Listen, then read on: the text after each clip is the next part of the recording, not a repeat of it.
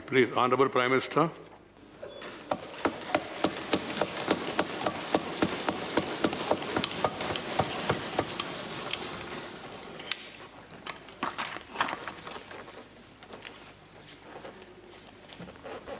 आदरणीय सभापति जी,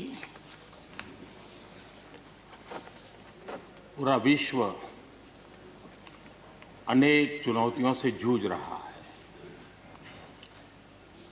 शायद ही किसी ने सोचा होगा कि मानव जात को ऐसे कठिन दौर से गुजरना पड़ेगा।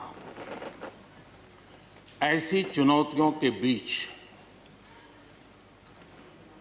इस दशक के प्रारंभ में ही हमारे आदरणीय राष्ट्रपति जी ने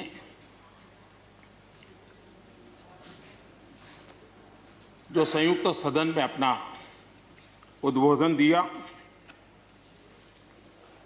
वो अपने आप में इस चुनौतियों भरे विश्व में एक नई आशा जगाने वाला, नया उमंग पैदा करने वाला और नया आत्मविश्वास पैदा करने वाला राष्ट्रपति जी का उद्बोधन रहा। आत्मनिर्भर भारत की राह दिखाने वाला और इस दशक के लिए एक मार्ग प्रशस्त करने वाला राष्ट्रपति जी का उद्बोधन रहा। आदरणीय सभापति जी, मैं राष्ट्रपति जी का तहे दिल से आभार व्यक्त करने के लिए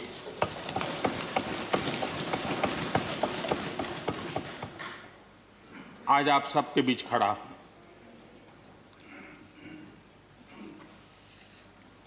राज्यसभा में करीब 13-14 घंटे तक 50 से अधिक मान्य सदस्यों ने अपने विचार रखे, बहुमूल्य विचार रखे, अनेक पहलुओं पर विचार रखे और इसलिए मैं सभी आदरणीय सदस्यों का हृदयपूर्वक आभार भी व्यक्त करता हूं इस चर्चा को समृद्ध बनाने के लिए। अच्छा होता कि राष्ट्रपति जी का भाषण सुनने के लिए भी सब होते तो लोकतंत्र की गरिमा और बढ़ जाती और हम सबको कभी गिला शिकवा न रहता कि हमने राष्ट्रपति जी का भाषण सुना नहीं था। लेकिन राष्ट्रपति जी के भाषण की ताकत इतनी थी कि न सुनने के बावजूद भी बहुत कुछ बोल पाए। ये अपने आप में उस भाषण की ताकत थी, उन विचारों की ताकत थी, उन आदर्शों की ताकत थी कि जिसके कारण न सुनने के बाद भी बात पहुंच गई। और इसलिए मैं समझता हूं इस भाषण का मूल्य अनेक गुना है। आदरणीय सभापति जी, जैसे मैंने कहा, अनेक चुनौतियों के बीच राष्ट्रपति जी का इस दशक का प्रथम भाषण हुआ। लेकिन ये भी सही है कि जरा पूरे विश्व पटल की तरफ देखते हैं, भारत के युवा मन को देखते हैं, तो ऐसा लगता है कि आज भारत सच्चे अर्थ में एक अवसरों की भूमि है। अनेक अवसर हमारा इंतजार कर रहे हैं और इसलिए जो देश युवा हो, जो देश उत्साह से भरा हुआ हो, जो देश अनेक सपनों को लेकर के संकल्प के साथ सिद्धि को प्राप्त करने के लिए प्रयासरत हो, वो देश इन अवसरों को कभी जाने नहीं दे सकता। हम सब के लिए ये भी एक अवसर है कि हम आजादी के 75 वर्ष में प्रवेश कर रहे हैं। ये अपने आप में एक प्रेरक अवसर है। हम जहां भी हो, जिस रूप में हो, मां भारती के संतान के रूप में इस आजादी के 75वें पर्व को हमने प्रेरणा का पर्व बनाना चाहिए। देश को आने वाले वर्षों के लिए तैयार करने के लिए कुछ न कुछ कर गुजरने का होना चाहिए। और 2047 में देश जब आज़ादी की शताब्दी मनाए तब हम देश को कहाँ तक ले जाएंगे, इन सपनों को बार बार हमने लेते रहना चाहिए।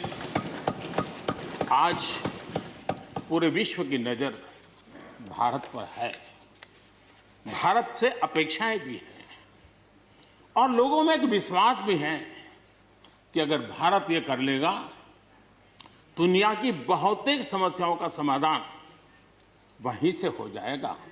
ये विश्वास आज दुनिया में भारत के लिए पड़ा है। आदरणीय सभापति जी, जब मैं अवसरों की चर्चा कर रहा हूं तब महाकवि मैथिली शरण गुप्त जी की कविता को मैं उद्घोषित करना चाहूंगा। गुप्त जी ने कहा था, अवसर तेरे लिए खड़ा है, अवसर तेरे लिए खड़ा है, फिर भी तू चुपचाप पड़ा है। अवसर तेरे लिए खड़ा है, फिर भी तू चुपचाप पड़ा है। तेरा कर्म क्षेत्र बड़ा है, तेरा कर्म क्षेत्र बड़ा है, पल पल है अनमोल, पल पल है अनमोल। अरे भारत उठ, अरे भारत उठ, आंखें खोल। ये मैथिली शरण गुप्त जी ने कहा था। लेकिन मैं सोच रहा था, इस कालखंड में 21वीं सदी के आरंभ में अगर उनको लिखना होता तो क्या लिखते। मैं कल्पना करता था कि वो लिखते, अवसर तेरे लिए खड़ा है, अवसर तेरे लिए खड़ा है, तू आत्मविश्वास से भरा पड़ा है, तू आत्मविश्वास से भरा पड़ा है। हर बाधा, हर बाधा, हर बंदिश को तोड़, हर बाधा, हर बंदिश को तोड़। अरे भारत, अरे भारत, आत्मनिर्भरता के पथ पर दौड़, आत्मनिर्भरता के पथ पर दौड़।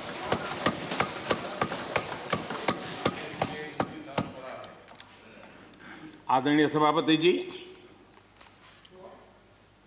कोरोना के दौरान किस प्रकार की वैश्विक परिस्थितियां बनी, कोई किसी की मदद कर सके ये असंभव हो गया। एक देश दूसरे देश को मदद न कर सके, एक राज्य दूसरे राज्य को मदद न कर सके, यहां तक कि परिवार का एक सदस्य दूसरे परिवार की सदस्य की मदद न कर सके, वैसा माहौल कोरोना के कारण पैदा हुआ। भारत के लिए तो दुनिया ने बहुत आशंकाएं जताई थी, विश्व बहुत चिंतित था कि अगर कोरोना के इस महामारी में अगर भारत अपने आप को संभाल नहीं पाया तो न सिर्फ भारत लेकिन पूरी मानव जात के लिए कितना बड़ा संकट आ जाएगा, ये आशंकाएं सबने जताई। करोड़ों लोग फंस जाएंगे, लाखों लोग मर जाएंगे। हमारे यहां भी डराने के लिए भरपूर बातें भी हुई। अरे ये क्यों हुआ, ये मेरा सवाल नहीं है, क्योंकि एक अननोन एनिमी क्या कर सकता है किसी को अंदाज नहीं था। हर एक ने अपने अपने तरीके से आकलन किया था। लेकिन भारत ने अपने देश के नागरिकों की रक्षा करने के लिए एक अननोन एनिमी से, और जिसकी कोई पूर्व परंपरा नहीं थी कि ऐसी चीज को ऐसे डील किया जा सकता है, इसके लिए ये प्रोटोकॉल हो सकता, कुछ पता नहीं था। एक नए तरीके से, नए सोच के साथ हर किसी को चलना था। हो सकता है कुछ विद्वान सामर्थ्यवान लोग उनको कुछ और विचार हो सकता है, लेकिन था ये कि एक अननोन एनिमी था और हमें रास्ते भी खोजने थे, रास्ते बनाने भी थे और लोगों को बचाना भी था। उस समय जो भी ईश्वर ने बुद्धि, शक्ति, सामर्थ्य दिया, इस देश ने उसको करते हुए देश को बचाने में भरसक काम किया है और आज दुनिया इस बात का गर्व कर रही है कि इस वाकई भारत ने दुनिया की मानव जात की रक्षा करने में बहुत बड़ी अहम भूमिका निभाई। ये लड़ाई जीतने का यश किसी सरकार को नहीं जाता है, न किसी व्यक्ति को जाता है, लेकिन हिंदुस्तान को तो जाता है। गर्व करने में क्या जाता है? विश्व के सामने आत्मविश्वास के साथ बोलने में क्या जाता है? इस देश ने किया है। गरीब से गरीब व्यक्ति ने इस बात को किया है। उन समय सोशल मीडिया में देखा होगा, फुटपाथ पर एक छोटी झोपड़ी लगा करके बैठी हुई एक बूढ़ी मां, वो भी घर के बाप की झोपड़ी के बाहर दिया जला करके भारत के शुभ के लिए कामना करते। हम उसकी मजाक उड़ा रहे हैं, उस भावनाओं का मखौल उड़ा रहे हैं। समय है, जिसने कभी स्कूल का दरवाजा नहीं देखा था, उसके मन में भी देश के लिए जो भी दिया जला करके भी देश की सेवा कर सकता हूं तो करूं, इस भाव से किया था।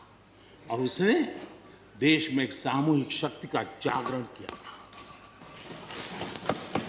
अपनी शक्ति का, सामर्थ्य का परिचय करवाया था। लेकिन उसकी भी मजाक उड़ाने में मजा आ रहा है।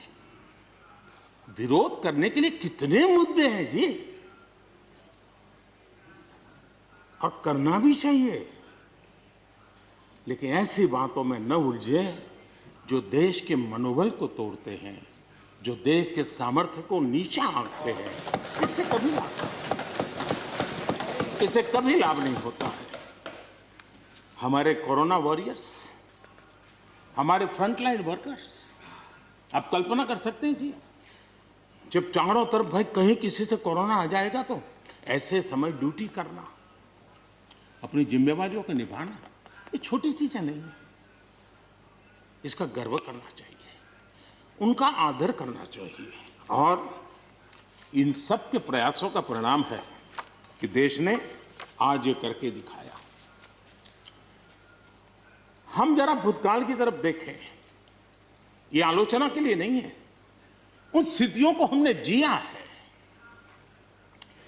कभी चेचक की बात होती थी, कितना भय फैल जाता था, पोलियो कितना डरावना लगता था, उसकी वैक्सीन पाने के लिए क्या क्या मेहनत करनी पड़ती थी, कितनी तकलीफें उठानी पड़ती थी। मिलेगा, कब मिलेगा, कितना मिलेगा, कैसे मिलेगा, कैसे लगाएंगे, एक दिन हमने बिताए हैं। ऐसी स्थिति में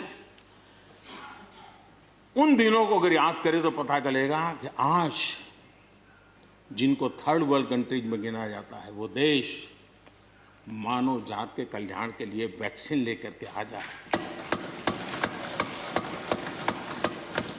इतने कम समय में मिशन मोड में हमारे वैज्ञानिक भी जुटे रहे। ये मानव जात के इतिहास में भारत के योगदान एक गौरवपूर्ण गाथा है। इसका हम गौरव करें और उसी में से एक नए आत्मविश्वास की प्रेरणा भी जगती है।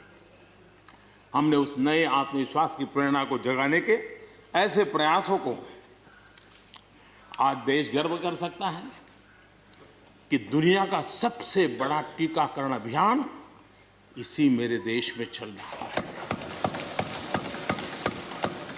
विश्व में तेज गति से टीकाकरण आज कहीं हो रहा है तो इसी हम सब की मां भारती के गोद में हो रहा है। और भारत का ये सामर्थ्य कहां नहीं पहुंचा है। आज कोरोना ने भारत को दुनिया के साथ रिश्तों में एक नई ताकत दी है। जब शुरुआत में कौन सी दवाई काम करेगी, वैक्सीन नहीं थी, तो सारा विश्व का ध्यान भारत की दवाइयों पर गया। विश्व में फार्मेसी के हब के रूप में भारत उभर करके आया। 150 देशों में दवाई पहुंचाने का काम उस संकट काल में भी इस देश ने किया है। मानव जात की रक्षा के लिए हम पीछे नहीं। इतना ही नहीं, इन समय वैक्सीन के संबंध में भी विश्व बड़े गर्व के साथ कहता है कि हमारे पास भारत की वैक्सीन आ गई है, हमारे पास भारत की वैक्सीन आ गई है। हम सबको मालूम है कि दुनिया के बड़े बड़े अस्पताल में भी बड़े बड़े लोग भी जब ऑपरेशन कराने जाते हैं, कोई बड़े मेजर ऑपरेशन के लिए, और ऑपरेशन थिएटर में जाने के बाद प्रक्रिया शुरू होने के पहले उसकी आंखें ढूंढती हैं कि कोई हिंदुस्तानी डॉक्टर है कि नहीं है। और जैसे ही एकाध टीम के अंदर एकाध भी हिंदुस्तानी डॉक्टर दिखता है ना, उसका विश्वास हो जाता है अब ऑपरेशन। ये देश ने कमाया है, इसका हमें गर्व होना चाहिए। और इसलिए इसी गर्व को लेकर के हम आगे बढ़ रहे हैं। इस कोरोना में जैसे वैश्विक संबंधों में भारत ने अपनी एक विशिष्ट पहचान बनाई है, अपना स्थान बनाया है, वैसे ही भारत ने हमारे फेडरल स्ट्रक्चर को इस कोरोना के कालखंड में हमारी अंतर्भूत ताकत क्या है, संकट के समय हम कैसे मिलकर के काम कर सकते हैं, एक ही दिशा में सब शक्तियां लगा करके हम कैसे प्रयास कर सकते हैं, ये केंद्र और राज्य ने मिलकर के करके दिखाया है। मैं राज्यों को भी, क्योंकि इस सदन में राज्यों की अपनी फ्लेवर होती है, और इसलिए इस सदन में तो मैं विशेष रूप से राज्यों का भी अभिनंदन करता हूं, और कोऑपरेटिव फेडरलिज्म को ताकत देने का काम, इस कोरोना के संकट को अवसर में पलटने का काम हमारे सभी ने किया है। इसलिए सब कोई अभिनंदन के अधिकारी हैं। यहाँ पर लोकतंत्र को लेकर के काफी उपदेश दिए गए, बहुत कुछ कहा गया और लेकिन मैं नहीं मानता हूं कि जो बातें बताई गई हैं देश का कोई भी नागरिक इस पर भरोसा करेगा। भारत का लोकतंत्र ऐसा नहीं है कि जिसकी खाल हम इस प्रकार से उधेड़ सकते हैं। ऐसी गलती हम न करें। और मैं श्रीमान डेरेक जी की बात सुन रहा था, बढ़िया बढ़िया शब्दों का प्रयोग हो रहा था, फ्रीडम ऑफ स्पीच,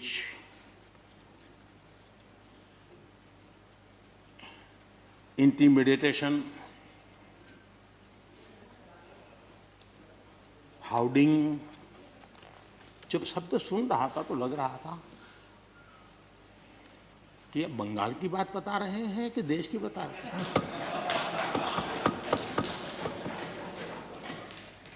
स्वाभाविक है, 24 घंटे वही देखते हैं, वही सुनते हैं, तो वही बात शायद गलती से यहाँ बता दी होगी।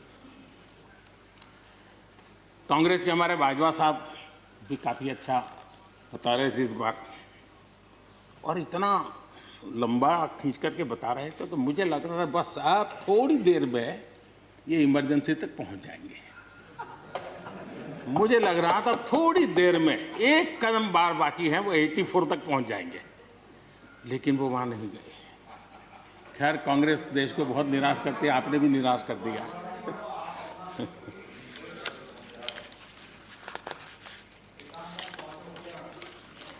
माननीय सभापति जी, मैं एक कोट इस सदन के सामने रखना चाहता हूं, और खास करके लोकतंत्र पर जो लोग शक उठाते हैं, भारत की मूलभूत शक्ति पर जो शक उठाते हैं, उनको तो मैं विशेष आग्रह से कहूंगा कि इसको समझने का प्रयास करें। हमारा लोकतंत्र किसी भी मायने में वेस्टर्न इंस्टीट्यूशन नहीं है, ये एक ह्यूमन इंस्टीट्यूशन है।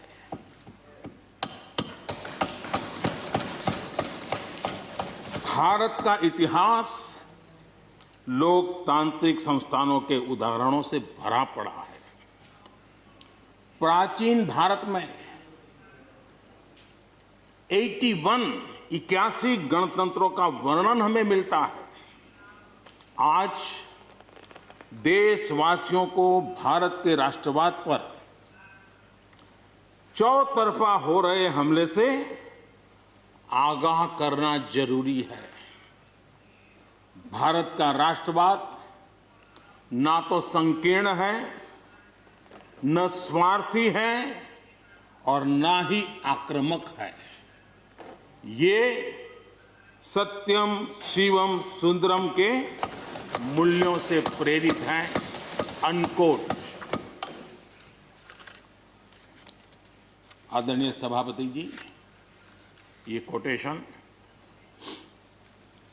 आजाद हिंद फौज की प्रथम सरकार के प्रथम प्रधानमंत्री नेताजी सुभाष चंद्र बोस।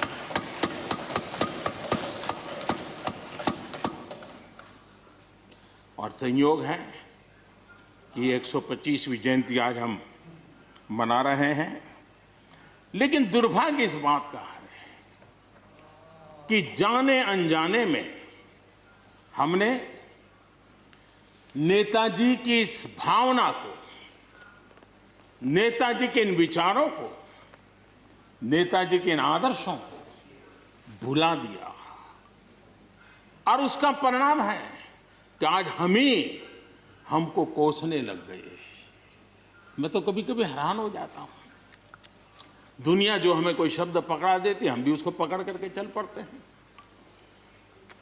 दुनिया की सबसे बड़ी डेमोक्रेसी, दुनिया की सबसे बड़ी डेमोक्रेसी, दुनिया की सबसे बड़ी डेमोक्रेसी सुनते हैं, हमको भी अच्छा लगता है। हाँ यार, भारत विश्व की सबसे बड़ा लोकतंत्र। लेकिन हमने अपने युवा पीढ़ी को ये सिखाया नहीं कि भारत ये मदर ऑफ डेमोक्रेसी है,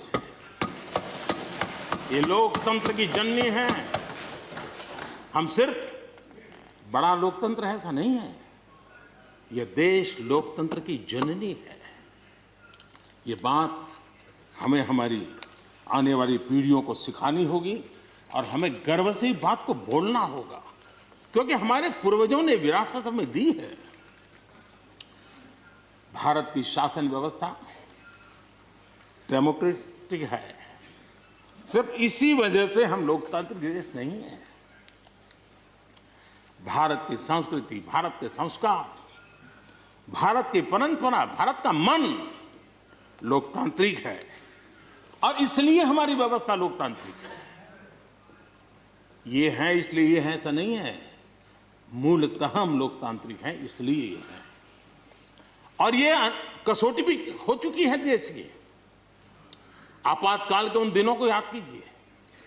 न्यायपालिका का हाल क्या था, मीडिया का क्या हाल था, शासन का क्या हाल था। सब कुछ जेल खाने में परिवर्तित हो चुका था, लेकिन इस देश के संस्कार, इस देश का जनमन जो लोकतंत्र के रंगों से रंगा हुआ था, उसको कोई हिला नहीं पाया था। मौका मिलते ही उसने लोकतंत्र को प्रस्थापित कर दिया। ये लोगों की ताकत, ये हमारे संस्कारों की ताकत है, ये लोकतांत्रिक मूल्यों की ताकत है। मुद्दा ये नहीं है कौन सरकार नहीं, मैं उसकी चर्चा नहीं कर रहा हूं। और न ही मैं ऐसी चीजों में अपना समय लगाने के लिए यहां आप लोगों ने मुझे बिठाया है। हमें लोकतांत्रिक मूल्यों की रक्षा करते हुए आगे बढ़ना है। आत्मनिर्भर भारत के संबंध में भी चर्चा हुई। मैं हमारे साथी धर्मेंद्र प्रधान जी के बहुत ही अभ्यासपूर्ण और आत्मनिर्भर भारत की हमारी दिशा क्या है उसका विख्यात विस्तृत उन्होंने बयान किया है। लेकिन एक बात सही है कि आर्थिक क्षेत्र में भी आज भारत की जो एक पहुंच बन रही है,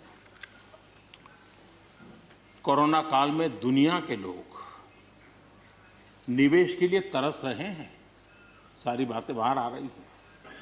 लेकिन भारत है जहां रिकॉर्ड निवेश हो रहा है। सारे तथ्य बता रहे हैं कि अनेक देशों की अर्थस्थिति डामाडोल है, जबकि दुनिया भारत में डबल डिजिट ग्रोथ का अनुमान लगा रही है। एक तरफ निराशा का माहौल है तो हिंदुस्तान में एक आशा की किरण नजर आ रही है। ये दुनिया की तरफ से आवाज उठ रही है। आज भारत का विदेशी मुद्रा भंडार रिकॉर्ड स्तर पर है। आज भारत में अन्न उत्पादन रिकॉर्ड स्तर पर है। भारत आज दुनिया में दूसरा बड़ा देश है जहां पर इंटरनेट यूजर है। भारत में आज हर महीने 4 लाख करोड़ रुपए का लेन देन डिजिटली हो रहा है, यूपीआई के माध्यम से हो रहा है, यूपीआई के माध्यम से। याद कीजिए, यहाँ के इसी सदन के भाषण में सुन रहा था 2 साल 3 साल पहले, लोगों के पास मोबाइल कहाँ है, टिकना कहाँ है, लोग डिजिटल कैसे करेंगे। ये देश की ताकत देखिए, हर महीने 4 लाख करोड़ रुपए भारत मोबाइल फोन के निर्माता के रूप में दुनिया का दूसरा सबसे बड़ा देश बना है। भारत में रिकॉर्ड संख्या में स्टार्टअप्स, यूनिकॉर्न्स, और जिसका विश्व में जय जयकार होने लगा है, इसी धरती पर हमारी युवा पीढ़ी कर रही है। रिन्यूएबल एनर्जी के क्षेत्र में विश्व के पहले 5 देशों में हमने अपनी जगह बना ली है और आने वाले दिनों में हम ऊपर ही चढ़ते जाने वाले हैं। जल हो, थल हो, नभ हो, अंतरिक्ष हो, भारत हर क्षेत्र में अपनी रक्षा के लिए अपने सामर्थ्य के साथ खड़ा है।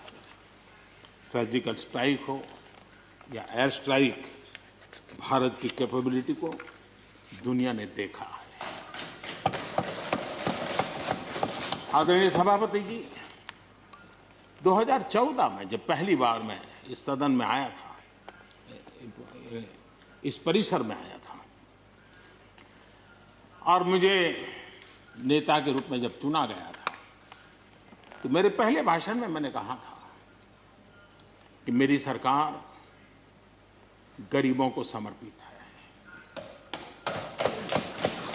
मैं आज दोबारा आने के बाद भी यही बात को दोहरा रहा हूं, और हम न हमारी डायरेक्शन बदली है, न हमने डाइल्यूट किया है, न डाइवर्ट किया है।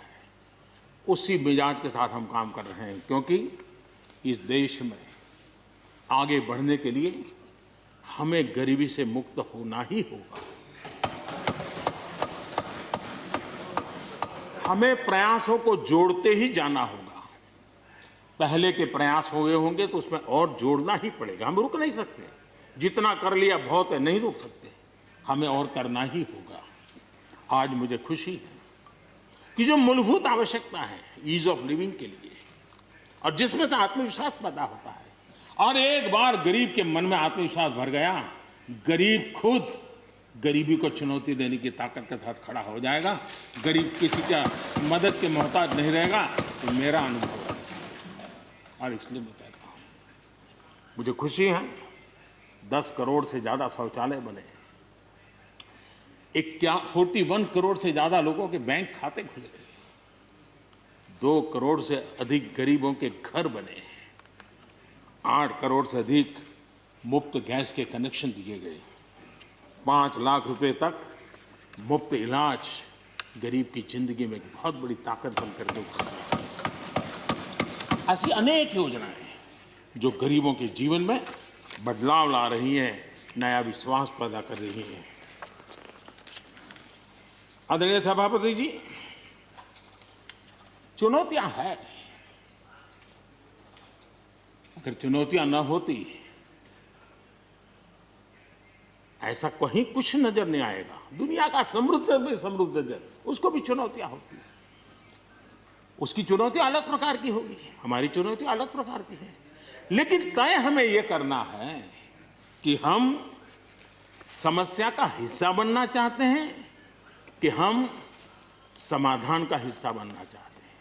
बस ये पतली सी रेखा है।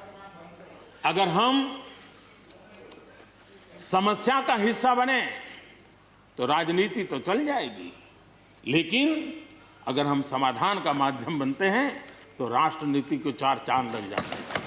और इसलिए हमारा दायित्व है, हमें वर्तमान पीढ़ी के लिए भी सोचना है, हमें भावी पीढ़ी के लिए भी सोचना है। समस्या है, लेकिन मुझे विश्वास है हम साथ मिलकर काम करेंगे, आत्मविश्वास से काम करेंगे तो हम स्थितियों को भी बदलेंगे और हम इच्छित परिणाम भी प्राप्त कर सकेंगे। ये मेरा पक्का विश्वास है। आदरणीय सभापति जी, सदन में किसान आंदोलन की भरपूर चर्चा हुई है। ज्यादा से ज्यादा समय जो बातें बताई गई वो आंदोलन के संबंध में बताई गई। किस बात को लेकर के आंदोलन है उस पर सब मौन रहे। आंदोलन कैसा है, आंदोलन के साथ क्या हो रहा है, ये सारी बातें बहुत बताई गई, उसका भी महत्व है। लेकिन जो मूलभूत बात है, अच्छा होता कि उसकी विस्तार से चर्चा होती। वैसे हमारे माननीय कृषि मंत्री जी ने बहुत ही अच्छे ढंग से कुछ सवाल भी पूछे हैं। उन सवालों के जवाब तो नहीं मिलेंगे, मुझे खातरी है, लेकिन उन्होंने बहुत ही अच्छे ढंग से इस विषय की इस सदन में चर्चा की है। मैं आदरणीय देवेगौड़ा जी का बहुत आभारी हूं कि उन्होंने इस पूरी चर्चा को एक गांभीर्य दिया और उन्होंने सरकार के जो अच्छे प्रयास है उसकी सराहना भी की, क्योंकि वो किसानों के लिए समर्पित रहे हैं जीवन भर, और उन्होंने इस सरकार के प्रयासों की सराहना भी की और उन्होंने अच्छे सुझाव भी दिए। मैं आदरणीय देवेगौड़ा जी का हृदय से आभार व्यक्त करता हूं। आदरणीय सभापति जी, खेती की मूलभूत समस्या क्या है, उसकी जड़ें कहां है, मैं आज पूर्व प्रधानमंत्री चौधरी चरण सिंह जी ने जो विस्तार से वो बताया था उसी का जिक्र करना चाहता हूं। बहुत लोग हैं जो चौधरी साहब की विरासत संभालने का गर्व करते हैं, वो जरूर इस बात को समझने का शायद प्रयास करेंगे। वो अक्सर 1970-71 जो एग्रीकल्चर सेंसस हुआ था उसका जिक्र उनकी भाषण में हमेशा आता था और उल्लेख करते थे। चौधरी चरण सिंह जी ने क्या कहा था, उनका कोट है, किसानों का सेंसस लिया गया तो 33% किसान ऐसे हैं जिनके पास जमीन 2 बीघे से कम है, 2 बीघे नहीं है, 2 बीघे तक है, 2 बीघे से कम। 18% जो किसान कहलाते हैं उनके पास 2 बीघे से 4 बीघे जमीन है, यानी आधा हेक्टर से 1 हेक्टर, ये 51% किसान है। ये चाहे कितनी मेहनत करे, अपनी छोटी सी जमीन पर इनकी गुजर ईमानदारी से उसमें हो नहीं सकती। ये चौधरी चरण सिंह जी का कोट है। छोटे किसानों की दयनीय स्थिति चौधरी चरण सिंह जी के लिए बहुत ही हमेशा पीड़ा देती थी और हमेशा उसकी चिंता करते थे। अब हम आगे देखें, ऐसे किसान जिनके पास 1 हेक्टर से भी कम जमीन होती है, 1971 में वे 51% थे, आज 68% हो चुके हैं। यानी देश में ऐसे किसानों की संख्या बढ़ रही है जिनके पास बहुत थोड़ी सी जमीन है। आज लघु और सीमांत किसानों की मिलाएं तो 86% ज्यादा किसान के पास 2 हेक्टर से भी कम जमीन है, और ऐसे किसानों की संख्या 12 करोड़ है। क्या इन 12 करोड़ किसानों के प्रति हमारी कोई जिम्मेवारी नहीं है? क्या देश की कोई जिम्मेवारी नहीं है? क्या हमने कभी हमारी योजनाओं के केंद्र में इन 12 करोड़ किसानों को रखना पड़ेगा कि नहीं रखना पड़ेगा? ये सवाल का जवाब चौधरी चरण सिंह जी हमारे लिए छोड़ करके गए हैं। हमें जवाब को ढूंढना होगा। हमें चौधरी चरण सिंह जी को सच्ची श्रद्धांजलि देने के लिए भी इस काम के लिए जिसको जो सूझे, जिसको मौका मिले, सबने करना होगा, तब जाकर के हम इन कर सकते हैं। अब पहले की सरकारों की सोच में छोटा किसान था क्या? अगर एक बार हम थोड़ा सोचेंगे तो ध्यान आएगा। मैं आलोचना के लिए नहीं कह रहा हूं, लेकिन हमने सचमुच में, हम सब ने सोचने की आवश्यकता है। जब हम चुनाव आते ही एक कार्यक्रम करते हैं कर्ज माफी, अब वो किसान का कार्यक्रम है कि वोट का कार्यक्रम है, वो तो हिंदुस्तान में हर कोई भली भांति जानता है। लेकिन जब कर्ज माफी करते हैं तब छोटा किसान उससे वंचित रहता है, उसके नसीब में कुछ नहीं आता है, क्योंकि कर्ज माफी जो बैंक से लोन लेता है उसके लिए होती है। छोटा किसान का बेचारा बैंक में खाता नहीं, वो कहाँ लोन लेने जाएगा। हमने छोटे किसान के लिए नहीं किया है, भले ही हमने राजनीति कर ली हो। 1-2 एकड़ जमीन वाले किसान जिसके पास बैंक का खाता भी नहीं है, न वो कर्ज लेता है, न कर्ज माफी का फायदा उसको मिलता है। उसी प्रकार से पहले की फसल बीमा योजना क्या थी? एक प्रकार से वो बीमा जो बैंक गारंटी के रूप में काम करता था, और वो भी छोटे किसान के लिए तो नसीब ही नहीं होता था। वो भी उन्हीं किसानों के लिए होता था जो बैंक से लोन लेता था और उसका इंश्योरेंस होता था, तो बैंक वालों को भी एक विश्वास हो जाता था, चल जाता था। आज 2 हेक्टेयर से कम कितने किसान हो गए जो बैंक से लोन? सिंचाई की सुविधा भी छोटे किसान के नसीब नहीं हुई। बड़े किसान तो बड़ा बड़ा पंप लगा देते थे, ट्यूबवेल कर देते थे, बिजली भी ले लेते थे और बिजली भी मुफ्त मिल जाती थी, उनका काम चल जाता था। छोटे किसान के लिए तो सिंचाई के भी लिए दिक्कत थी, वो तो कभी ट्यूबवेल लगा ही नहीं सकता था, कभी कभी तो उसको बड़े किसान से पानी खरीदना पड़ता था और जो दाम मांगे वो दाम देना पड़ता था। यूरिया, बड़े किसान को यूरिया प्राप्त करने का कोई प्रॉब्लम नहीं था, छोटा किसान को रात रात लाइन में खड़े रहना पड़ता था, उस पर डंडे चलते थे और कभी कभी तो बेचारा यूरिया के बिना घर वापस लौट जाता था। ये हम छोटे किसानों के हाल जानते हैं। 2014 के बाद हमने कुछ परिवर्तन किए। हमने फसल बीमा योजना का दायरा बढ़ा दिया ताकि किसान, छोटा किसान भी उसका फायदा ले सके, और बहुत मामूली रकम से ये काम शुरू किया। और पिछले 4-5 साल में फसल बीमा योजना के तहत 90,000 करोड़ रुपए, ये छोटी रकम नहीं है, 90,000 करोड़ रुपए उसके क्लेम किसानों को मिले। कर्ज माफी से भी आंकड़ा बड़ा हो जाता है। छोटा किसानों का किसान क्रेडिट कार्ड, हमारे यहाँ किसान क्रेडिट कार्ड हुए, लेकिन बड़े किसानों तक गए और वो बैंक से बहुत ही, कुछ तो राज्यों में 0% से ब्याज से उनको मिल जाते थे पैसे, और उनके कोई न कोई दो धंधा व्यापार होता था, पैसे वहाँ भी लग जाते थे। छोटे किसान के नसीब में ये नहीं था। हमने तय किया हिंदुस्तान के हर किसान को किसान क्रेडिट कार्ड देंगे।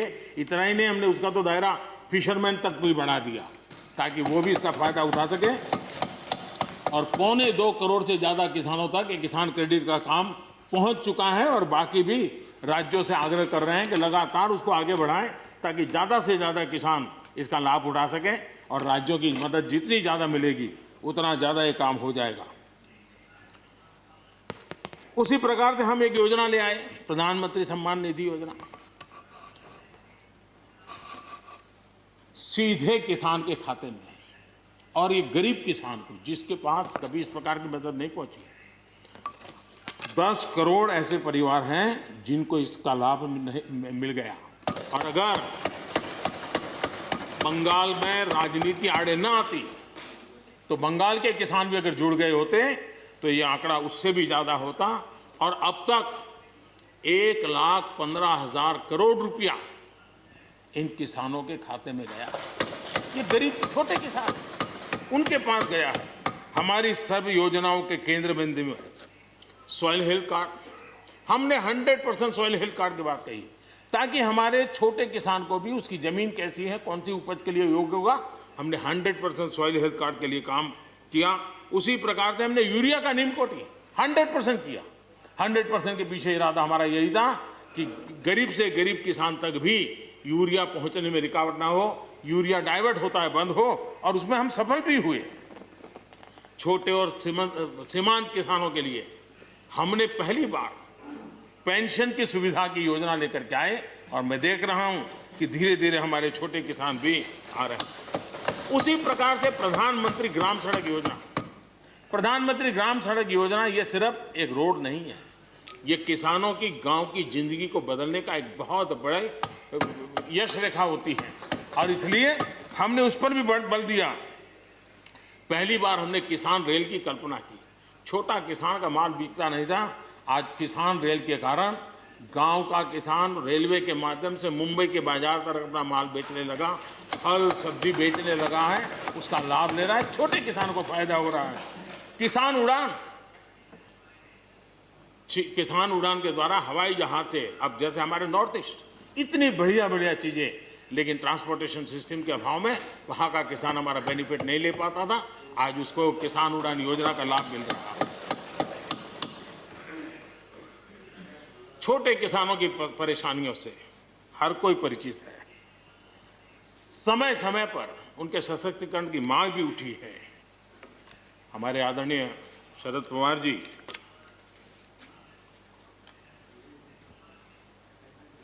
और कांग्रेस के भी हर किसी ने, हर सरकार ने कृषि सुधारों की वकालत की है।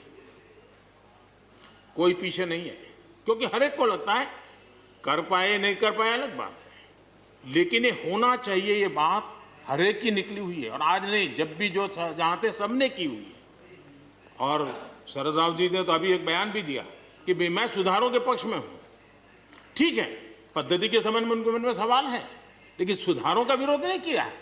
और इसलिए मैं समझता हूं कि हमें इस विषय में हमारे साथी श्रीमान सिंधिया जी ने बहुत ही अच्छे ढंग से कई पहलुओं पर इस कानून को लेकर के यहाँ पर ये सारी बातें पिछले 2 दशक से लगातार चल रही है, हर फोरम में चली है। ऐसा नहीं है कि कोई हमारे आने के बाद, हर ने कहा है और हर एक को लगा कि अब समय आ गया, हो जाए, अब समय आ गया। ये ठीक है, फुट स्टॉप कॉमा कोई इधर उधर हो सकता है, कोई ये दावा नहीं कर सकता है कि भाई हमारे समय की सोच बहुत ही बढ़िया थी। मैं भी दावा नहीं कर सकता हूं कि हमारे समय की सोच बढ़िया है, 10 साल के बाद कोई नई सोच आ ही नहीं सकती। ऐसा नहीं होता है जी। ये समाज जीवन परिवर्तनशील होता है। आज के समय हमें जो ठीक लगा, चलो चले, आगे सुधार करेंगे, नई चीजों को जोड़ेंगे। यही तो प्रगति का रास्ता होता है जी। रुकावटें डालने से प्रगति कहां होती है जी। और इसलिए, लेकिन मैं हैरान हूं, अचानक यू टर्न ले लिया भाई, ऐसा क्यों किया? ठीक है, आप आंदोलन के मुद्दों को लेकर के इस सरकार को घेर लेते हैं, लेकिन साथ साथ किसानों को भी कहते हैं कि भाई बदलाव बहुत जरूरी है, बहुत साल हो गए, अब नई चीजों को लेना पड़ेगा, तो देश आगे बढ़ता है। लेकिन अब मुझे लगता है कि राजनीति इतनी हावी हो जाती है कि अपने ही विचार छूट जाते हैं। लेकिन जो ये सब कर रहे हैं अच्छा है। आदरणीय डॉक्टर मनमोहन सिंह जी यहाँ मौजूद है, मैं उन्हीं का एक कोट आज पढ़ना चाहता हूँ। हो सकता है जो यू टर्न कर रहे हैं वो मेरी बात माने या न माने, मनमोहन सिंह जी की तो बात जरूर मानेंगे। There are other rigidities because of the whole marketing regime set up in the 1930s, which prevent our farmers from selling their produce where they get the highest rate of return. It is our intention to remove all those handicaps which come in the way of India realizing its vast potential as one large common market. ये आदरणीय मनमोहन सिंह जी का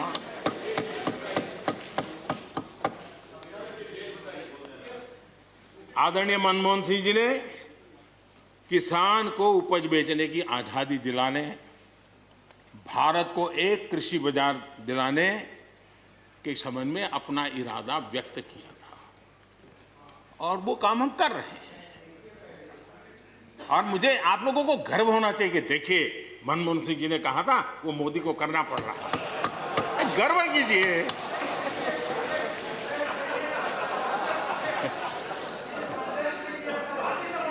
please please. और मजा ये है कि जो लोग पॉलिटिकल बयानबाजी करते हैं उछल उछल करके, उनके राज्यों में भी जब उनको मौका मिला है, इसी में से आधा अधूरा कुछ न कुछ किया ही किया है हर किसी ने। यहाँ जो विरोध में दल है उनकी भी जहाँ सरकारें हैं वहाँ आधा अधूरा कुछ न कुछ तो किया ही है, क्योंकि उनको भी मालूम है रास्ते का रास्ता तो यही है। और मैंने देखा इस चर्चा में लॉ का जो स्पिरिट है उस पर किसी की चर्चा नहीं हुई है। शिकायत दिया गया तरीका ठीक नहीं था, जल्दी कर दिया, इसको नहीं पूछा, ये रहता है। वो तो परिवार में शादी होती है तो भी फूफी नाराज होकर के कहती है मुझे कहाँ बुलाया। तो वो तो रहता है, इतना बड़ा बड़ा परिवार है तो रहता ही है।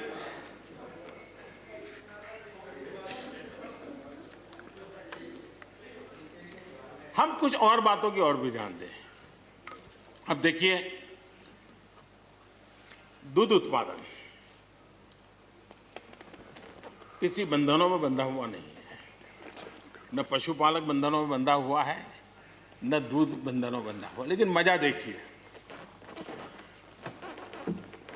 दूध के क्षेत्र में या तो प्राइवेट या कोऑपरेटिव दोनों ने एक ऐसी बड़ी मजबूत चेन बनाई है, दोनों मिलकर के इस काम को कर रहे हैं और एक बेहतरीन सप्लाई चेन हमारे देश में बनी है।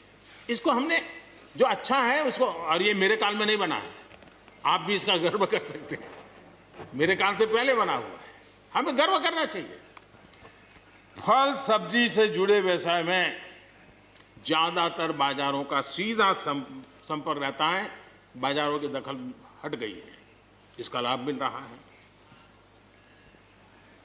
क्या डेयरी वाले, फल सब्जी खरीदने वाले उद्यमी, पशुपालकों की किसान, क्या जमीन पर कब्जा हो जाता है उनका? पशुपालन पर, पशु पे कब्जा हो जाता है? नहीं होता, दूध बिकता है, पशु नहीं बिकता है जी। हमारे देश में डेयरी उद्योग का योगदान कृषि अर्थव्यवस्था के कुल मूल्य में 28% से भी ज्यादा है। यानी इतना बड़ा हम एग्रीकल्चर की चर्चाएं करते हैं, इस पहलू को हम भूल जाते हैं। 28% कंट्रीब्यूशन है और करीब करीब 8 लाख करोड़ रुपयों का कारोबार है। जितने रुपये का दूध होता है उसका मूल्य अनाज और दाल दोनों मिला ले तो उससे ज्यादा है। हम कभी इस तरफ देखते ही नहीं है। पशुपालकों को पूरी आजादी, अनाज और दाल पैदा करने वाले छोटे और सीमांत किसानों को जैसे पशुपालक को आजादी मिली है, इनको आजादी क्यों नहीं मिलनी चाहिए? और इन सवालों के जवाब हम ढूंढेंगे तो हम सही रास्ते पर चलेंगे। आदरणीय सभापति जी, ये बात सही है, जैसा हम लोगों की स्वभाव रहा है, घर में भी थोड़ा सा भी परिवर्तन करना हो तो घर में भी एक तनाव शुरू है। चेयर यहाँ क्यों रखी, टेबल यहाँ क्यों रखा, घर में भी होता है। इतना बड़ा देश है और जिस प्रकार की परंपराओं से हम पले बढ़े हैं, तो ये मैं स्वाभाविक मानता हूँ। जब भी कोई नई चीज़ आती है तो थोड़ा बहुत रहता ही है हमारे यहाँ, क्योंकि असमंजस की स्थिति भी रहती है। लेकिन जरा वो दिन याद कीजिए जब हरित क्रांति की बातें होती थी। हरित क्रांति के समय जो कृषि सुधार हुए, तब भी जो आशंकाएं हुई, जो आंदोलन हुए, ये वेल डॉक्यूमेंटेड है और ये देखने जैसा है। कृषि सुधार के लिए सख्त फैसले लेने के उस दौर में शास्त्री जी का हाल ये था कि अपने साथियों में से कोई कृषि मंत्री बनने को तैयार नहीं होता था, क्योंकि लगता था कि ऐसा है हाथ जल जाएंगे और किसान नाराज हो जाएंगे तो मेरी तो राजनीति समाप्त हो जाएगी। ये शास्त्री जी के समय की घटनाएं हैं। और अंत में शास्त्री जी को सी सुब्रमण्यम जी को कृषि मंत्री बनाना पड़ा था। और उन्होंने रिफॉर्म्स की बातें की। योजना आयोग ने भी उसका विरोध किया था। मजा देखिए, योजना आयोग ने भी विरोध किया था। वित्त मंत्रालय सहित पूरी कैबिनेट के अंदर भी विरोध का स्वर उठा था। लेकिन देश की भलाई के लिए शास्त्री जी आगे बढ़े और लेफ्ट पार्टी जो आज भाषा बोलते हैं ना, वही उस समय बोलते थे। वो यही कहते हैं, अमेरिका के इशारे पर शास्त्री जी ये कर रहे हैं, अमेरिका के इशारे पर कांग्रेस ये कर रही है। सारा जितना आज मेरे खाते में जमा है ना, वो पहले आपके यहाँ बैंक में अकाउंट में था।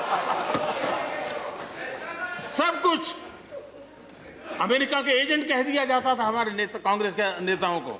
ये सब कुछ लेफ्ट वाले जो आज भाषा बोलते हैं, वो उस समय भी उन्होंने यही भाषा बोली थी। कृषि सुधारों को छोटे किसानों को बर्बाद करने वाला बताया गया था। देश भर में हजारों प्रदर्शन आयोजित हुए थे, बड़ा मूवमेंट चला था।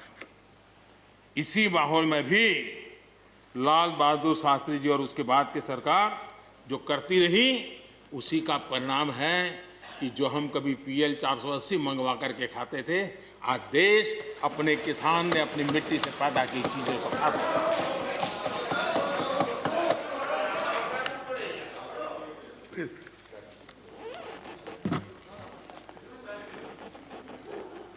रिकॉर्ड उत्पादन के बावजूद भी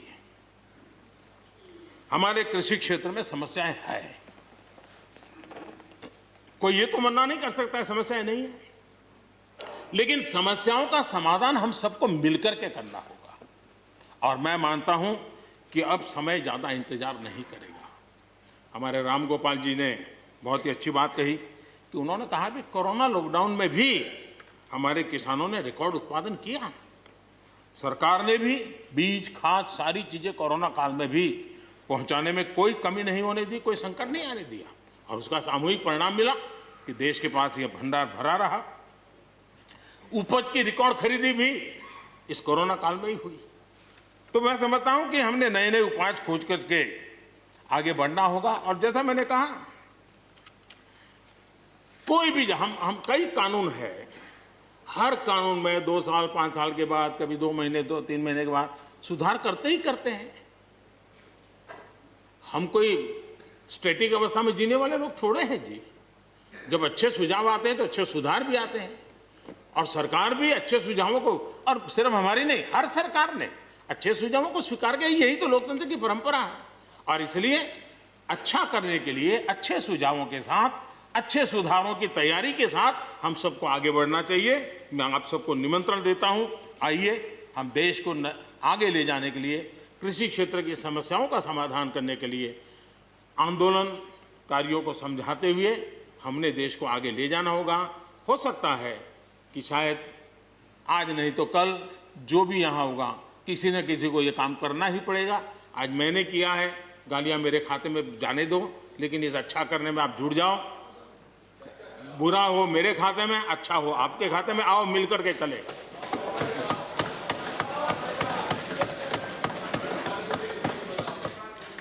और मैं लगातार, हमारे कृषि मंत्री जी लगातार किसानों से बातचीत कर रहे हैं, लगातार मीटिंगें हो रही हैं, और अभी तक कोई तनाव पैदा नहीं हुआ है। एक दूसरे की बात को समझने का, समझाने का प्रयास चल रहा है। और हम लगातार आंदोलन से जुड़े लोगों से प्रार्थना करते हैं कि आप आंदोलन करना आपका हक है, लेकिन इस प्रकार से बुजुर्ग लोग वहाँ बैठे, ये ठीक नहीं है। आप उनको सबको ले जाइए, आप आंदोलन को खत्म कीजिए। आगे बढ़ने के लिए मिल बैठ करके चर्चा करेंगे, रास्ता खुले है। ये सब हमने कहा है। मैं आज भी इस सदन से माध्यम से भी निमंत्रण देता हूँ। आदरणीय सभापति जी, ये बात निश्चित है, हमारी खेती को खुशहाल बनाने के लिए फैसले लेने का ये समय है। इस समय को हमने गंवा नहीं देना चाहिए। हमें आगे बढ़ना चाहिए, देश को पीछे नहीं ले जाना चाहिए। पक्ष हो, विपक्ष हो, आंदोलनरत साथी हो, इन सुधारों को हमने मौका देना चाहिए और एक बार देखना चाहिए कि इस परिवर्तन से हमें लाभ होता है कि नहीं होता है। कोई कमी हो तो उसको ठीक करेंगे और कहीं ढिलाई है तो उसको कसेंगे। ऐसा तो है नहीं कि सब दरवाजे बंद कर दिए बस। और इसलिए मैं कहता हूं, मैं विश्वास दिलाता हूं कि मंडियां अधिक आधुनिक बने, अधिक प्रतिस्पर्धी होगी। इस बार बजट में भी उसके लिए हमने प्रावधान किया है। इतना ही नहीं, एमएसपी है, एमएसपी था, एमएसपी रहेगा। इस सदन की पवित्रता समझे हम।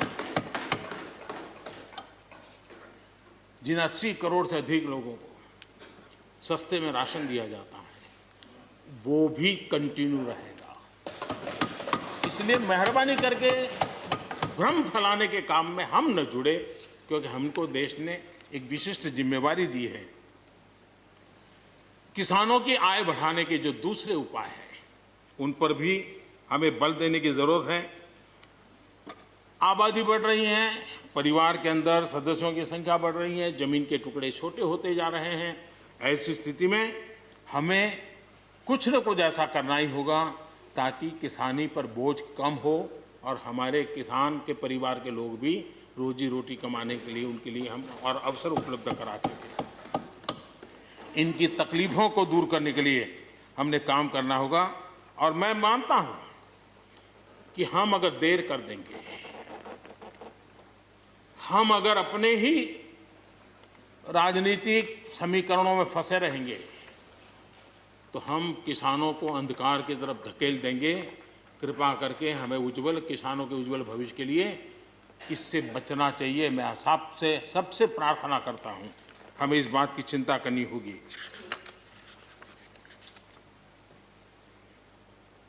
आदरणीय सभापति जी, डेयरी और पशुपालन हमारे कृषि क्षेत्र के साथ बढ़ावा देने की जरूरत है ताकि हमारा किसान पगभर हो। उसी प्रकार इसी काम के लिए हमने फुट एंड माउथ डिसीज के लिए एक बहुत बड़ा अभियान चलाया है ताकि वो किसान को या पशुपालक जो बाय एंड लार्ज किसानी से जुड़ा हुआ रहता है उसको भी लाभ होगा। हमने फिशरीज को भी एक अलग बल दिया, अलग मिनिस्ट्री बनाई और 20,000 करोड़ रुपए मत्स्य संपदा योजना के लिए लगाया है ताकि ये पूरे क्षेत्र को एक नया बल मिले। स्वीट रिवॉल्यूशन, भारत में बहुत संभावनाएं हैं और इसलिए भारत ने किसान, उसके लिए बहुत जमीन की जरूरत नहीं है, अपने ही खेत के कोने में वो कर दें तो भी साल में 40,000, 50,000, लाख रुपया, 2 लाख रुपया कमा लेगा वो। और इसलिए हम स्वीट रिवॉल्यूशन, शहद के लिए, हनी के लिए, उसी प्रकार से बी वैक्स, दुनिया में बी वैक्स की मांग है, भारत बी वैक्स एक्सपोर्ट कर सकता है। हमने उसके लिए एक माहौल बना और किसान के खेत में ही छोटे किसान होगा तो एक कोने में वो एक नई कमाई कर सकता है। हमने इसको जोड़ना होगा और मधुमक्खी पालन के लिए कोई सैकड़ों एकड़ जमीन की जरूरत नहीं है, वो आराम से अपने यहाँ कर सकता है। सोलर पंप, सोलर हम कहते हैं अन्नदाता ऊर्जादाता बने, उसके खेत में ही वो अपनी सोलार सिस्टम से ऊर्जा भी पैदा करे, सोलार पंप चलाए, अपनी पानी की आवश्यकता को पूरी करे, उसके खर्च को, बोझ को बंद करे और फसल एक लेता है तो 2 ले, 2 लेता है तो 3 ले। क्रॉप पैटर्न में बदल करना है तो वो बदल कर सके, उसकी दिशा में हम जा सकते हैं। और एक बात है, भारत की ताकत ऐसी समस्याओं के समाधान करने की और नए रास्ते खोजने की रही है, आगे भी खुलेंगे। लेकिन कुछ लोग हैं जो भारत अस्थिर रहे, अशांत रहे, इसे लगातार कोशिशें कर रहे हैं। हमें इन लोगों को जानना होगा। हम ये न भूलें कि पंजाब के साथ क्या हुआ। जब बंटवारा हुआ, सबसे ज्यादा भुगतना पड़ा पंजाब को। जब 84 के दंगे हुए, सबसे ज्यादा आंसू बहे पंजाब के, सबसे ज्यादा दर्दनाक घटनाओं का शिकार होना पड़ा पंजाब को। जो जम्मू कश्मीर में हुआ, निर्दोषों को मौत के घाट उतार दिया गया। जो नॉर्थ ईस्ट में होता रहा, आए दिन बम बंदूक और गोलियों का कारोबार चलता रहा। ये सारी चीजों ने देश को किसी न किसी रूप में बहुत नुकसान किया है। इसके पीछे कौन ताकतें हैं, हर समय हर सरकारों ने इसको देखा है, जाना है, परखा है, और इसलिए हमें उस जज्बे से इन सारी समस्याओं के समाधान के लिए हम तेजी से आगे बढ़े। और हम ये न भूलें कि कुछ लोग हमारे खास करके पंजाब के, खास करके सिख भाइयों के दिमाग में गलत चीजें भरने में लगे हैं। ये देश हर सिख के लिए गर्व करता है। देश के लिए क्या कुछ नहीं किया इन्होंने, उनका जितना हम आदर करें उतना कम है। गुरुओं की महान परंपरा को, और मेरा भाग्य रहा है मुझे पंजाब की रोटी खाने का अवसर मिला है। मैं जिंदगी में बहुत महत्वपूर्ण वर्ष पंजाब में बिताए हैं, इसलिए मुझे मालूम है। और इसलिए जो भाषा उनके लिए कुछ लोग बोलते हैं, उनको गुमराह करने के जो लोग प्रयास करते हैं, इससे कभी देश का भला नहीं होगा। और इसलिए हमें इन दिशा में चिंता करने की आवश्यकता है। आदरणीय सभापति महोदय, हम लोग कुछ शब्दों से बड़े परिचित हैं। श्रमजीवी, बुद्धिजीवी, ये सारे शब्दों से परिचित हैं। लेकिन मैं देख रहा हूं कि पिछले कुछ समय से इस देश में एक नई जमात पैदा हुई है, एक नई बिरादरी सामने आई है, और वो है आंदोलनजीवी। ये जमात आप देखोगे, वकीलों का आंदोलन है वो न वहां नजर आएंगे, स्टूडेंट का आंदोलन है वो वहां नजर आएंगे, मजदूर का आंदोलन है वो वहां नजर आएंगे, कभी पर्दे के पीछे कभी पर्दे के आगे। एक पूरी टोली है जी जो आंदोलनजीवी है। वो आंदोलन के बिना जी नहीं सकते हैं और आंदोलन से जीने के लिए रास्ते खोजते रहते हैं। हमें ऐसे लोगों को पहचानना होगा कि वो जो सब जगह पे पहुंच करके और बड़ा आइडियोलॉजिकल स्टैंड दे देते हैं, गुमराह कर देते हैं, नए नए तरीके बता देते हैं। देश आंदोलनजीवी लोगों से बचे, इसके लिए हम सबको, और ये उनकी ताकत है। उनका क्या है, खुद खड़ा नहीं कर सकते चीजें, किसी की चल रही तो जाके बैठ जाते हैं। वो अपना जो जितने दिन चले चल जाता है उनका। ऐसे लोगों को पहचानने की बहुत आवश्यकता है। ये सारे आंदोलनजीवी परजीवी होते हैं।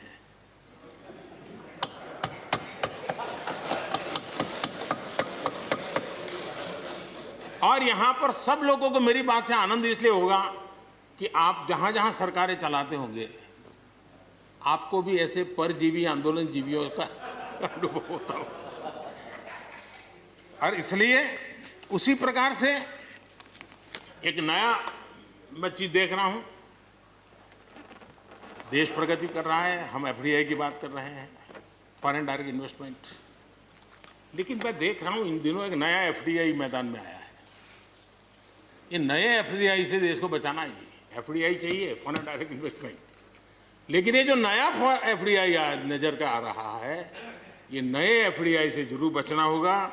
और ये नया एफडीआई है foreign destructive ideology, foreign destructive ideology. और इसलिए इस एफडीआई से देश को बचाने के लिए हमने और जागरूक रहने की जरूरत है। आदरणीय सभापति जी, हमारे देश के विकास के लिए ग्रामीण अर्थव्यवस्था, इसका अपना एक मूल्य है। ग्रामीण अर्थव्यवस्था हमारे आत्मनिर्भर भारत का एक अहम स्तंभ है। आत्मनिर्भर भारत ये किसी सरकार का कार्यक्रम नहीं हो सकता है और होना भी नहीं चाहिए। ये 130 करोड़ देशवासियों के संकल्प होने चाहिए। हमें गर्व होना चाहिए और इसमें कोई दुविधा नहीं होनी चाहिए। और महात्मा गांधी जैसे महापुरुषों ने हमें यही रास्ता दिखाया था। अगर हम वहां से थोड़े हट गए हैं तो वापस उस पटरी पर आने की जरूरत है और आत्मनिर्भर भारत के रास्ते पर हमको बढ़ना ही होगा। गांव और शहर की खाई को अगर हमें पाटना है तो उसके लिए भी हमें आत्मनिर्भर भारत की ओर बढ़ना ही होगा। और मुझे विश्वास है कि हम उन बातों को लेकर के जब आगे बढ़ रहे हैं तो हमारे देश के सामान्य मानवी का विश्वास बढ़े। जैसे अभी प्रश्नोत्तर काल के अंदर जल जीवन मिशन की चर्चा हो रही थी, इतने कम समय में 3 करोड़ परिवारों तक घर में पीने का पानी पहुंचाने का नल कनेक्शन देने का काम हो चुका है।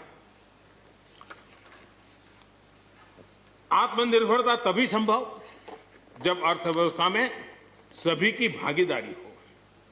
हमारी सोनल बहन ने अपने भाषण में बहनों बेटियों की भागीदारी पर फोकस करने की उन्होंने विस्तार से चर्चा की। कोरोना काल में चाहे राशन हो, आर्थिक मदद हो या मुफ्त गैस सिलेंडर, सरकार ने हर तरह से एक प्रकार से हमारी माताओं बहनों को असुविधा ना हो इसकी पूरी चिंता करने का प्रयास किया है। और उन्होंने एक शक्ति बनकर के इन चीज़ों को संभालने में मदद भी की है। जिस तरह इस मुश्किल परिस्थिति में हमारे देश की नारी शक्ति ने बड़े धैर्य के साथ परिवार को संभाला, परिस्थितियों को संभाला है। कोरोना के इस लड़ाई में हर परिवार की मातृशक्ति की बहुत बड़ी भूमिका रही है और उनका मैं जितना धन्यवाद करूं उतना कम। बहनों बेटियों का हौसला, और मैं समझता हूं कि आत्मनिर्भर भारत में अहम भूमिका हमारी माताएं बहनें निभाएगी, मुझे पूरे विश्वास है। आज युद्ध क्षेत्र में भी हमारी बेटियों की भागीदारी बढ़ रही है। नए जो लेबर कोड बनाए हैं उसमें भी बेटियों के लिए हर सेक्टर में काम करने के लिए समान वेतन का हक दिया गया है। मुद्रा योजना से 70% जो लोन ली गई हैं वो हमारी बहनों के द्वारा ली गई हैं, यानी एक प्रकार से ये एडिशन। करीब 7 करोड़ महिलाओं की सहभागिता से 60 लाख से ज़्यादा सेल्फ हेल्प ग्रुप आज आत्मनिर्भर भारत के प्रयासों को एक नई ताकत दे रहे हैं। भारत की युवा शक्ति पर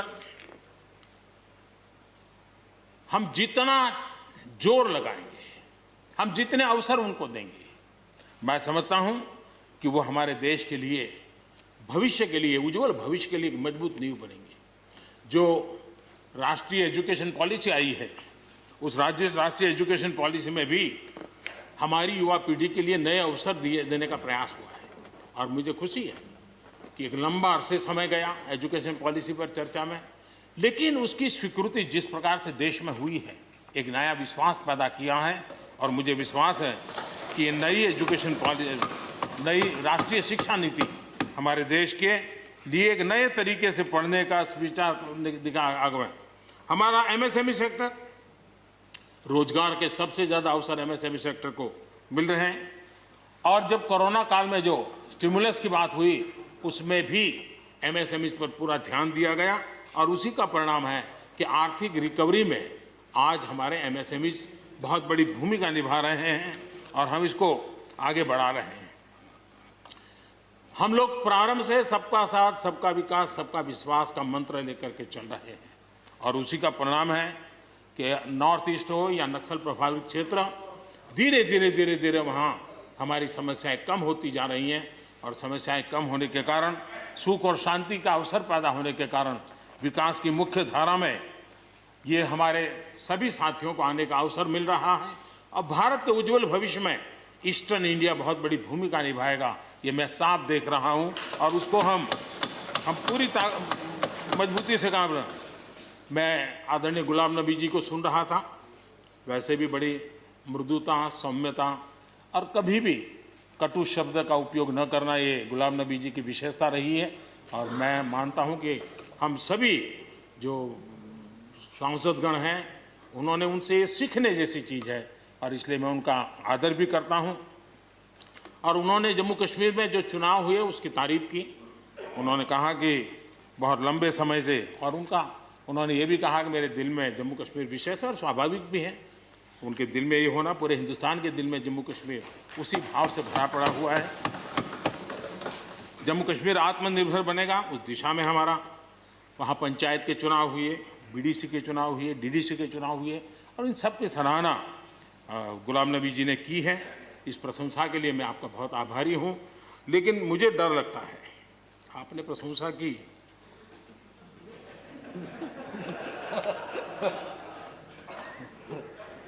मुझे विश्वास है कि आपकी पार्टी वाले इसको उचित स्पिरिट में लेंगे। गलती से G23 की राय मान करके कुछ उल्टा न कर दे।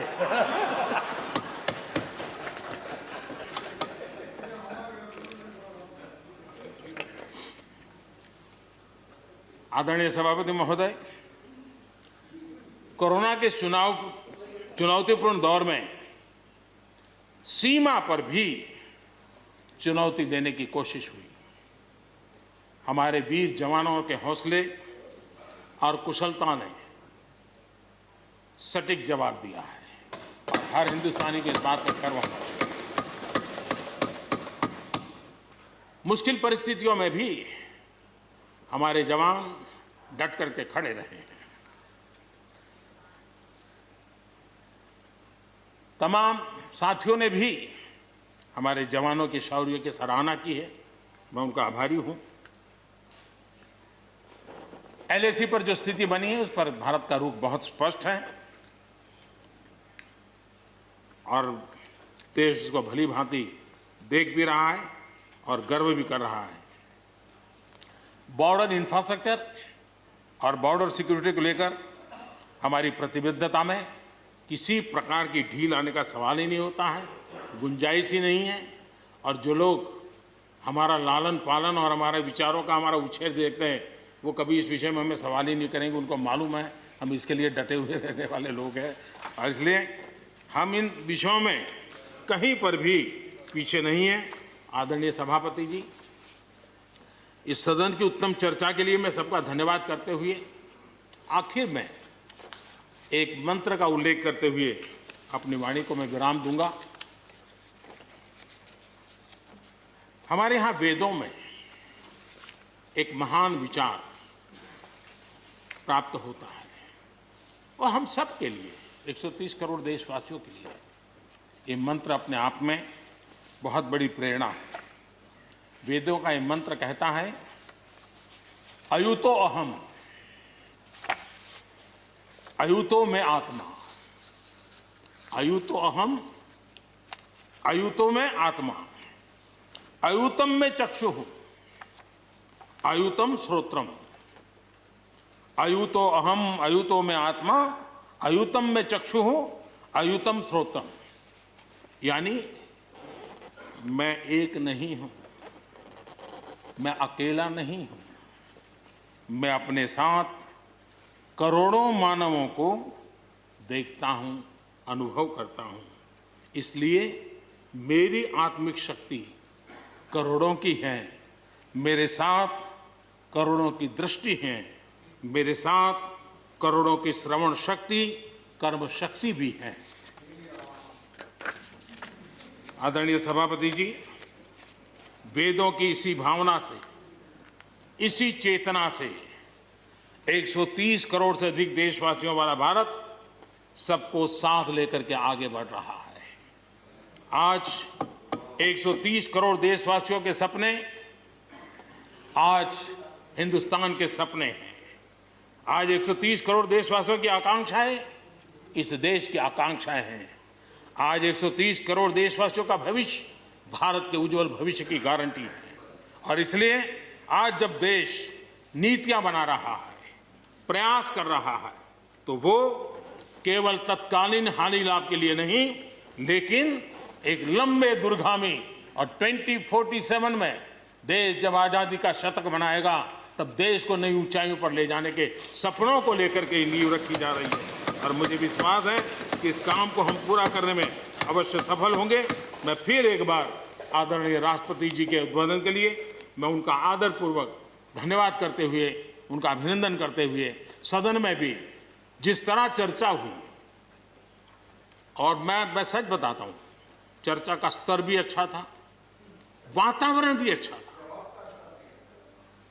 ये ठीक है कि इससे कितने लाभ होते हैं, मुझ पर भी कितना हमला हुआ, हर प्रकार से जो भी कहा जा सकता है कहा, लेकिन मुझे बहुत आनंद हुआ कि मैं कम से कम आपके काम तो आया।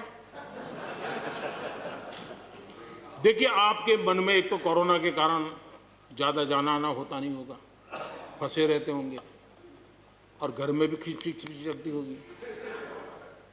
अब इतना गुस्सा यहां निकाल दिया तो आपका मन कितना हल्का हो गया, आप घर के अंदर कितनी खुशी चैन से समय बिताते होंगे। तो ये आनंद जो आपको मिला है, इसके लिए मैं काम आया, ये भी मैं अपना सौभाग्य मानता हूं और मैं चाहूंगा ये आनंद लगातार लेते रहिए, चर्चा करते रहिए, लगातार चर्चा करते रहिए, सदन को जीवंत बनाते रखिए। मोदी है, मौका लीजिए। बहुत बहुत धन्यवाद। धन्यवाद प्रधानमंत्री जी।